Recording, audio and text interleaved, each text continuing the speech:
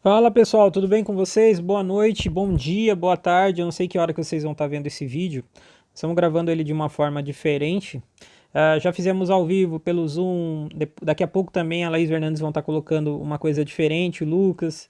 A gente vai estar tentando, a gente vai mudando, né? Conforme vão passando os dias, as ferramentas que vão surgindo e mais ou menos tentando estratégias novas para a gente se relacionar melhor, né, nesse período, né?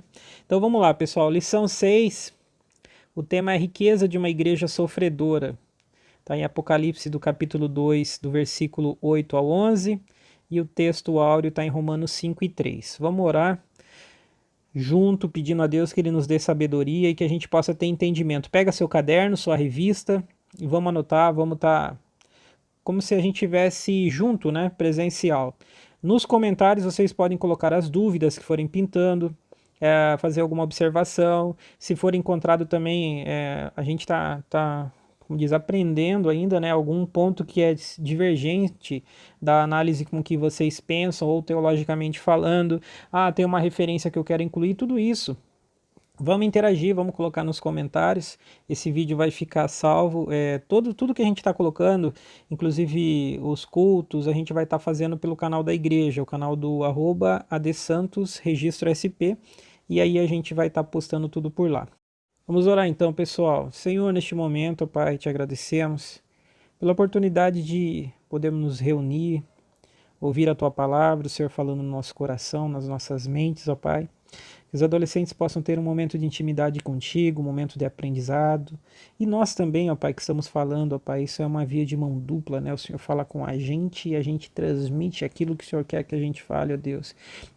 Que esse estudo da igreja sofredora, a igreja de Esmirna, ó Pai, possa gerar resultados positivos, Senhor, na nossa vida devocional contigo, ó Pai. Dúvidas, coisas que vêm na nossa mente, ó Pai. Que nós possamos, Senhor, encontrar respostas em Ti, ó Pai, através desse estudo. É isso que eu te peço e te agradeço no nome de Jesus.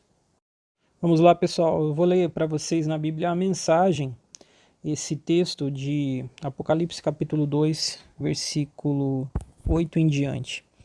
Escreva a Esmirna, o anjo da igreja, assim diz o início e o fim, o primeiro e o último, aquele que uma vez morreu e depois ressurgiu.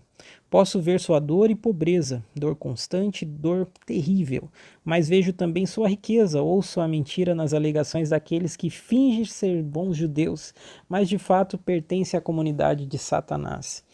Não tenha medo do que você está para sofrer, mas fique atento, não tenha medo de nada. O diabo está para pôr alguns de vocês na cadeia por um período de teste, 10 dias. Isso não vai durar para sempre. Não desista, ainda que isso custe sua vida. Continue crendo. Tenho a coroa da vida sob medida preparada para você. Seus ouvidos estão abertos? Então ouça a palavra do vento, o Espírito soprando através das igrejas. Os vencedores por Cristo estão livres da morte e do diabo. O texto áureo está em Romanos 5 e 3, fala assim, ó. Mas também nos gloriamos nas tribulações, porque sabemos que a tribulação produz perseverança. Se vocês olharem, pessoal, na leitura diária, né, de segunda, terça, quarta, quinta, sexta e sábado, esse texto ele está dentro de Romanos 5, do 1 ao 11, que é a leitura de segunda-feira, né? O que as tribulações geram na gente. E uma coisa vai gerando outra, depois vou falar para que vocês façam questão de ler Romanos capítulo 5, do versículo 1 ao versículo 11. Dessa vez nós não colocamos aqui para que você, assim como eu fiz nas outras aulas dos outros professores também, de falar assim, dá um pause aí e lê na revista, né, para a gente ganhar tempo. Mas eu sei, e assim também acontece comigo, de várias lições a gente falar para se fazer isso e a gente acaba passando batida. Não, deixa eu já ouvir a aula tudo. E é importante a gente ler o texto bíblico de referência para que tudo faça sentido dentro do contexto daquilo que o pastor, o ministro, aquele que escreveu, né, esse estudo, ele quer passar para a gente. O que a gente quer, né, pessoal? O que nós queremos com essa aula? A gente precisa entender que todos passam por dificuldades, que devemos tomar atitudes em conformidade com a vontade de Deus e praticar os ensinos de Jesus em nosso dia a dia. É exatamente isso que a gente tem que pensar. Se olharmos o tema, a riqueza de uma igreja sofredora, né, é como se fosse um paradoxo, né? Como riqueza de uma igreja sofredora. A riqueza, ela diz coisas boas, né? E o sofrimento traz para as coisas ruins. Mas muitas vezes a gente pensa que somente notícias boas que vão ser coisas positivas para a gente. E na realidade, na vida da gente não é assim. Tanto numa disciplina de um pai, numa correção de um líder, num discipulado, uma palavra que muitas vezes a gente torce o nariz. Muitas vezes pensamos que tudo tem que vir de uma forma positiva, mas não. Coisas negativas vão trazer frutos, vai semear coisas positivas na frente, né? E a gente não pode só achar que a nossa vida vai ser só de vitória em vitória, passando por cima de tudo, só vitória, não vai ser dessa forma. Avança comigo aí, tópico 1, papo sério. A riqueza da graça. João escreveu para animar e para encorajar, né, aquela igreja. Por quê? Porque Esmirna, ela passava por grande tribulação. Esmirna, quando eu falo, é a igreja, né? A igreja de Cristo. Porém, a fidelidade dela subia como perfume e agradava a Deus. Pensa num mundo plural, em que existia já centenas e milhares de deuses, um povo escolhia um único Deus, e essa escolha, junto com aquilo que acontecia, chegava a Deus como um cheiro agradável, como um perfume agradável, né? Vejam só, pessoal, a nossa conduta, a nossa forma de comportamento, ela vai chegar da mesma forma para Deus, com um cheiro bom ou com um cheiro não agradável. Leiam comigo Salmo 119, versículo 7. Com um coração sincero eu te louvarei, à medida que for aprendendo os teus ensinamentos. Está na NTLH, né, na linguagem de hoje. À medida com que a gente vai aprendendo, a gente vai se moldando, a conduta, o comportamento, a eficiência do ensino, ela é comprovada na hora que eu começo a gerar isso. A minha cosmovisão, a maneira com que eu vejo o mundo, tudo começa a resultar de uma maneira diferente. E isso chega como um aroma agradável perante a Deus. E a gente deve pensar nisso. Como está a minha conduta, o meu comportamento, como que eu enxergo, qual é a minha cosmovisão de tudo isso daqui que a gente está vendo hoje, pandemia, todo mundo como se fosse uma reclusão social, tem que ficar dentro de casa, muita gente quer trabalhar, e vejam só, muitas vezes para trazer o sustento para dentro de casa, você tem que trabalhar em alguns momentos de até uma forma escondida. Quando que há 6 meses atrás nós pensávamos que isso iria acontecer, mas pensa, dentro dessa opressão a igreja de Esmirna chegava como um cheiro suave. Como nós estamos chegando para Deus, dele olhando para a gente, se inclinando com toda a sua magnitude, majestade, olhando para nós. Como que está chegando a nossa conduta, a nossa maneira de viver para esse tempo? E é nisso que a gente deve pensar, pessoal. Reflitam nisso. Vamos agora para o tópico 1.1, a firmeza em Deus. Olha só, onde estamos firmados? Isso daí tem que ser intencional. É decisivo, pessoal, para o resultado da nossa vida cristã. A nossa firmeza em Deus, a perseverança, tudo isso daí vai estar baseado naquilo que a gente está firmado. É comum a gente ver o inimigo ameaçando, tentando desestabilizar, mexer com a mente da gente, querendo se impor, né, estufando o peito, falando grosso, gritando. Uma forma como a gente vê aqui na própria lição, que aconteceu com Davi, né, quando Golias olhou para ele com desprezo, fez pouco caso. A gente vê em Samuel capítulo 1, 17, do 42 e 43. E aí o comportamento, a ação atitudinal, o intencional de Davi foi sobre aquilo que ele já sabia, que ele já conhecia, naquilo que ele já estava firmado.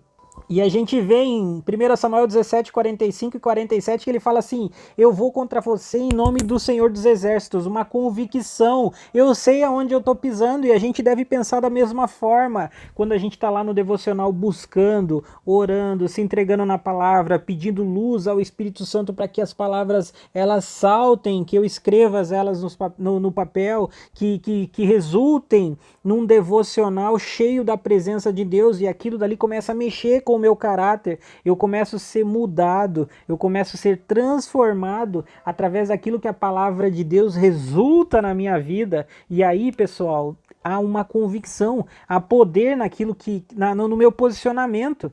Davi, naquele momento, ele não tinha dúvidas. Ele sabia exatamente o que ele estava fazendo e aonde ele estava firmado.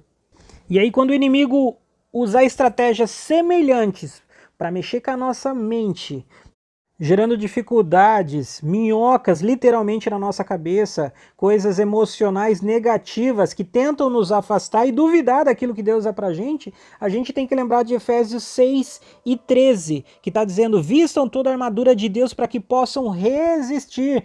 E quais são as armaduras de Deus, pessoal? Efésios capítulo 6, do versículo 14 em diante, fala assim: portanto estejam preparados, usem a verdade como cinturão, vistam-se com a couraça da justiça e calcem os sapatos e a prontidão para anunciar a boa notícia de paz. Levem sempre a fé como escudo, para poderem se proteger de todos os dardos de fogo do maligno. Recebam a salvação como capacete e a palavra de Deus como espada que o Espírito Santo lhes dá. Façam tudo isso o que, pessoal? Orando a Deus e pedindo ajuda a Ele. Orem sempre guiados pelo Espírito de Deus. Fiquem o que? Alertas, não desanimem e orem sempre por todo o povo de Deus. É dessa forma que a gente vai estar bem alicerçado, bem firme na palavra de Deus, podendo resistir aos dias maus que vieram com muita força no passado contra a igreja de Esmirna, e acontece exatamente nos dias atuais. É só a gente ver tudo o que está acontecendo nos dias de hoje. Tópico 1.2, a confiança em Deus. Quando João escreveu sua carta, a igreja sofria grande perseguição por parte dos romanos e dos judeus. Muitas dificuldades, aflição e pobreza incidiram sobre os membros de Esmirna, contudo, ela permanecia rica da graça do Senhor. Tem uma referência aqui de Romanos 5:20, né? Onde abundou o pecado, superabundou a graça. Um ambiente totalmente podre, cheio de mal, a religiosidade imperando, a graça de Deus, ela superabundou na vida daqueles cristãos. No parágrafo 2, aqui fala assim: os cristãos devem estar prontos para defender a sua fé em qualquer lugar. Que seria em qualquer lugar, na escola, no trabalho, na família, entre os amigos. Por que, pessoal, que a gente tem que defender? Porque o mundo atual e também o mundo antigo, automaticamente, pela uma pressão natural, ele vai nos engolir, ele vai nos corromper, ele vai nos levar se a gente não tiver bem estruturado. Ou você influencia e marca com a sua forma de se portar quem está à volta de você, ou você vai ser coagido, você vai ser influenciado. Não tem como fugir disso daí. Em 1 João capítulo 2, versículo 16, fala assim: pois tudo que há no mundo, cobiça da carne e dos olhos e a ostentação dos bens, não provém do Pai, mas do mundo. Então tudo que está aí, que não vem de Deus, vai te contaminar se você não influenciar e passar a ser influenciado. Veja, normalmente, no que te influencia? Na moda, nas tendências, na rede social, no corte de cabelo, na sobrancelha, na gravata, no tipo de sapato, tudo isso daí é influência. Aí vai de você influenciar positivamente, segundo a vontade do Espírito, ou deixar com que a carne prevaleça, com que o seu coração diga aquilo que você deve fazer. Enganoso é o coração, nós não devemos esquecer disso daí. E aí muitas vezes os dias vão se passando e quando você vai acordar ou quando você acorda, você já está naturalmente, automaticamente inserido em todo esse contexto negativo. Em João capítulo 15, versículo 18 e 19 fala assim, ó: se o mundo vos odeia, tenha em mente que antes ele me odiou. Se vocês pertencessem ao mundo, ele os amaria como se fossem dele. Tá bem claro aqui, quem que disse isso foi Jesus. Por isso que muitas vezes é errado, pessoal, a gente falar assim: ah, não, eu sou neutro, eu sou em cima do muro. Não, a gente tem que se posicionar. Não tem como ficar em cima do muro e influenciar alguma coisa, influenciar alguém. Maria vai com as outras, deixa fulano de tal se mexer primeiro, daqui a pouco eu sigo, aí quebra a cara, você quebrou a cara junto. Por quê? Porque você tem que ser intencional, tem que ser atitudinal. Por isso que tem que defender o território, por isso que tem que influenciar, porque senão você vai ser engolido pelo sistema. Que sistema que é esse? É o sistema do mundo, o sistema da carne, do pecado, da vontade do coração, é esse que é o sistema. Vamos lá, tópico 2, consolo. Os cristãos de Esmirna receberam um forte incentivo do Senhor para permanecer na posição em que estavam. João escreveu palavras de apoio, estimulando-os a não temerem os sofrimentos vindouros. O Salvador nunca, olha só pessoal, o Salvador nunca escondeu de seus fiéis os sofrimentos que poderiam padecer pela causa do Evangelho. João 16:33. Essas coisas vos tenho dito, para que em mim tenhais paz. No mundo tereis tribulações, aflições, mas tenham bom ânimo, eu venci o mundo. Se olharmos a cronologia bíblica, nesse momento foi exatamente numa quinta-feira, 14 de abril do ano de 29 depois de Cristo. Foi a véspera do dia da crucificação. Foi a reta final de Jesus antes de ser levado ao Calvário. Em nenhum momento ele fala que vai ser só vitória, que vai ser só alegria, não. No mundo a gente vai ter luta, tribulação, aflição, mas tenham bom ânimo, tenham alegria, tenham paz. Por quê? Porque eu venci o mundo. Jesus foi sempre muito sincero. Ele deixa bem claro que a vida não seria fácil. Em Mateus capítulo 10, versículo 38, fala assim: o que não toma a sua cruz e segue após mim, não será digno de mim. O que ele está dizendo aqui, pessoal? Pegue a sua cruz e vem marchar comigo. Essa marcha, literalmente, pode nos resultar em sermos até mártires, de morrermos pela causa de Cristo. É literal esse ponto aqui. Pegue a sua cruz, como se fosse assim, essa jornada que a gente está vivendo junto pode resultar na morte, porém não tenham medo, tenham bom ânimo, eu venci o mundo. Tá bem claro que não seria fácil, e ele deixa tudo isso muito bem transparente para a gente. Avança um versículo aí, o versículo 39. O que encontrar a sua vida, perdê-la-á. E o que perder a sua vida, por minha causa, encontrá-la-á. Se ficar alguma dúvida aqui, vocês colocam no comentário. Tópico 2.1. O sofrimento honroso.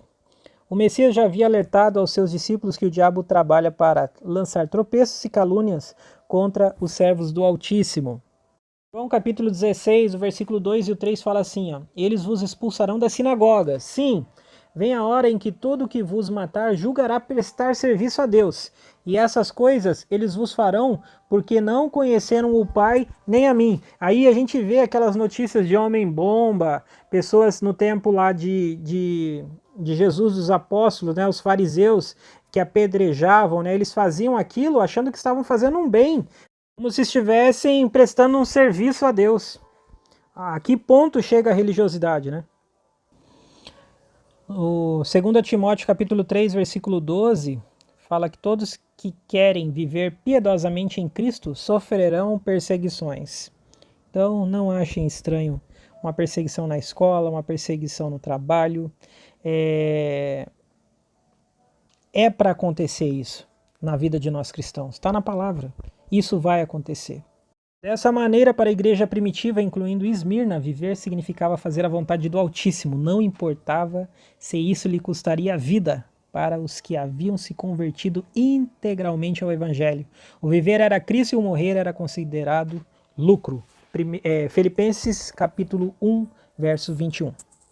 Agora vamos para o tópico 2.2, perseverança e recompensa. A vida missionária de Paulo ilustra bem o sofrimento de um servo fiel ao Senhor. Não é fácil passar por tribulações, mas elas fazem parte da vida de todos, principalmente dos cristãos que guardam os princípios da palavra. Por isso Paulo considerava a luta um privilégio para a igreja. Quantas vezes a gente vê coisas acontecendo na vida da gente e a gente já fica todo abalado, todo desestruturado.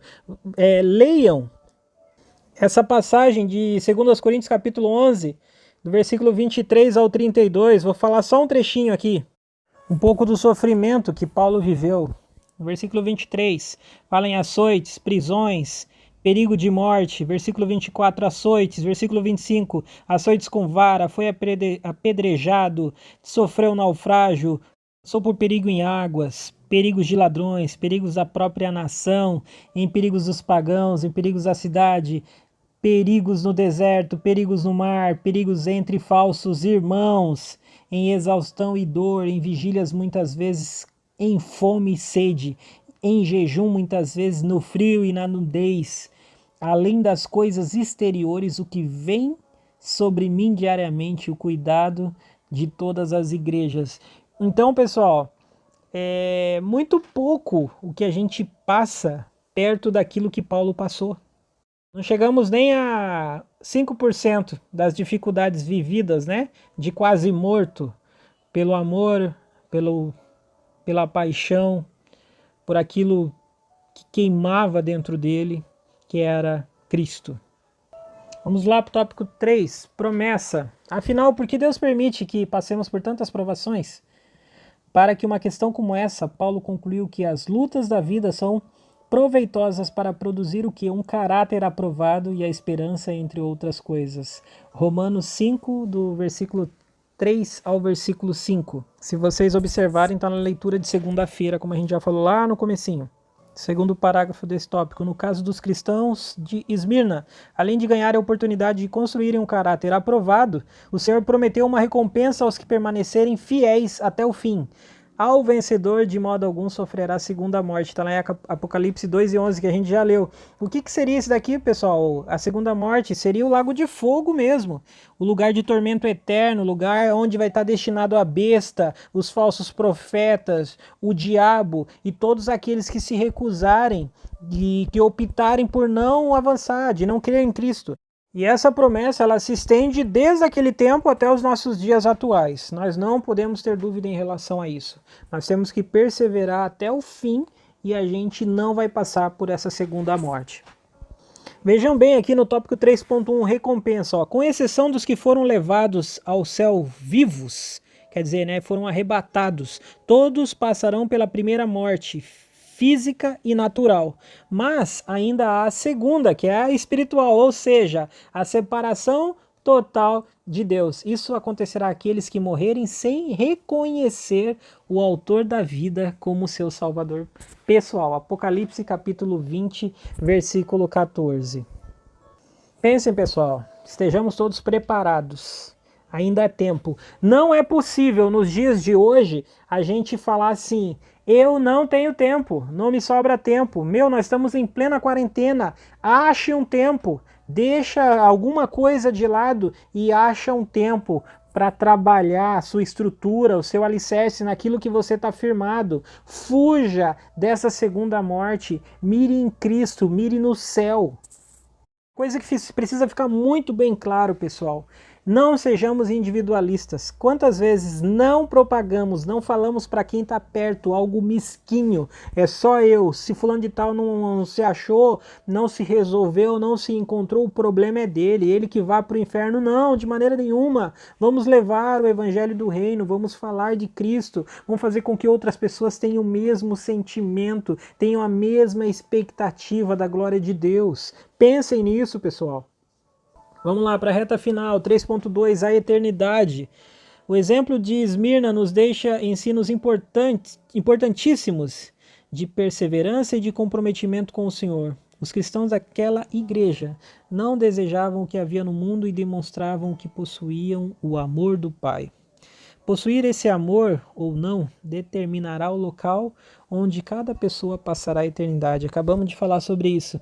A segunda morte não terá poder sobre a igreja fiel, porque ela estará com o Senhor. Isso já na eternidade. Mas aqueles que não se mantiverem firmes e constantes serão atormentados eternamente. Apocalipse capítulo 20, 14 e 15. A única maneira de vencer a morte espiritual e conseguir a vida eterna é por intermédio do Filho de Deus. Está lá em João capítulo 10, versículo 10, 14 e 6 e no 17 e 3. Não tem outra saída.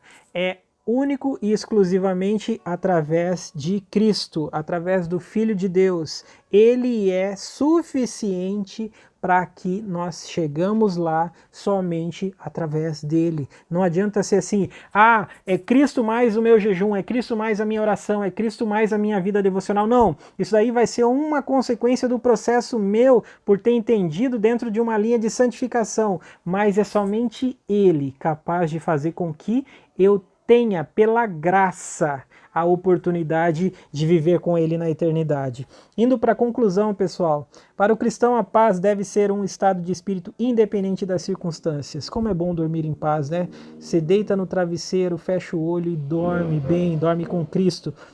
O mundo pode estar ruindo, se destruindo, se decompondo, mas para aquele que crê em Deus, a paz permanece inabalável. Como um prédio permanece inabalável, pessoal? Bem estruturado, assim deve ser a vida da gente, pois ele sabe que o Senhor é infinitamente poderoso para transformar as adversidades em bênçãos. Para o cristão, a principal questão não é o problema, mas como vivenciá-lo e vencê-lo. Temos Cristo em nosso favor, logo, não podemos ficar paralisados diante das adversidades. Precisamos crer que Ele tem o melhor para nós e no momento certo Ele irá conduzir-nos à solução, à vitória. Basta acreditar, ter as atitudes corretas em meio às tribulações. Não podemos ficar paralisados. Essa daqui é uma frase que eu até grifei para que a gente não esqueça. Se mexa, não fique parado. Pandemia, enclausurado no seu quarto, no celular, YouTube, Netflix, afundando espiritualmente. Tome muito cuidado, não fique parado. Exerça a atividade cristã de oração, jejum, palavra, conversar a respeito de Cristo, alguma coisa que fez sentido, mandar uma mensagem para um colega. Tudo isso daí vai fazer com que você esteja como se fosse oxigenando, respirando, fazendo a sua mente trabalhar naquilo que você está vendo e estudando. Agora você vai lá, um filme de terror, um negócio negativo, deprimente, algo para baixo, liga a televisão, fica naquela de ficar refém de notícias ruins, coisas ruins que vão acontecendo, isso vai fazer com que a gente fique mal alicerçado, mal estruturado. E a gente fazendo aquilo que a palavra de Deus determina, nós vamos vencer este mundo. Pessoal, obrigado a todos, está dando 30 minutos aí, era mais ou menos aquilo que era o máximo que a gente estava pensando em fazer. Comentem, curtam, compartilhem. Não sei se a próxima aula vai ser da mesma forma, mas eu fico muito agradecido por vocês estarem com a gente e vamos que vamos. Tamo junto aí, até Jesus voltar. Deus abençoe, pessoal. Valeu!